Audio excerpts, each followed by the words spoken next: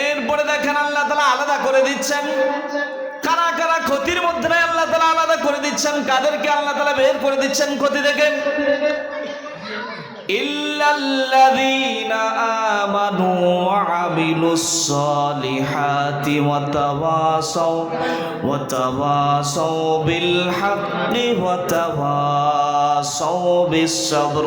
আল্লাহু আকবার বলেন। আল্লাহ তাআলা বলে দিচ্ছেন ইল্লাল্লাযীনা আমানু, যারা যারা ক্ষতির মধ্যে নাই তার মধ্যে এক নম্বর হলো ঈমানদার। এক নম্বর কারা? জোরে বলতে হবে কারা? আমি ঈমানদার, আপনি ঈমানদার, আমরা সবাই ঈমানদার তো নাকি? কারা কারা ঈমানদার হাত তুলে দেখায়। নারে তাকবীর, নারে রিসালাত, ইয়া রাসূলুল্লাহ রিসালাত সাহাবের মাহফিল সফল সফল। আমি আপনি ঈমানদার। ইল্লাল্লাযীনা আমানু, আমি আপনি ঈমানদার, ঈমান নিয়ে কোনো সন্দেহ সংশয় নাই। তবে কথা হলো আমার কাছে ঈমানটা হলো বড় ধরনের একটা সম্পদ, যে ঈমানের দৌলতে আমি জান্নাতে যাব।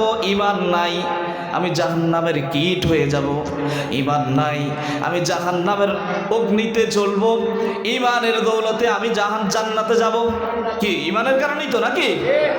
ঈমানের কারণেই তো, ঈমানের কারণে আমি জান্নাতে যাব। আপনার কাছে একটা স্বর্ণের টুকরো আছে, তাহলে এই স্বর্ণের টুকরাটা আপনি কি করবেন? এমনিতে ঘরের সামনে রেখে দিবেন? কেউ কি রেখে দিবে এভাবে? ঘরের সামনে রেখে দিবে না, বরং কি করবে? এটা যত্নে এমন ভাবে সে রাখবে কেউ যাতে এর ক্ষতি করতে না পারে। তা আমাদের ঈমানটাও এমন জিনিস, অনেক বড় দামি একটা সম্পদ, যে সম্পদের বিনিময়ে আমি আল্লাহ তাআলা জান্নাত পাবো। সেই ঈমানটা যত্নে রাখতে হবে।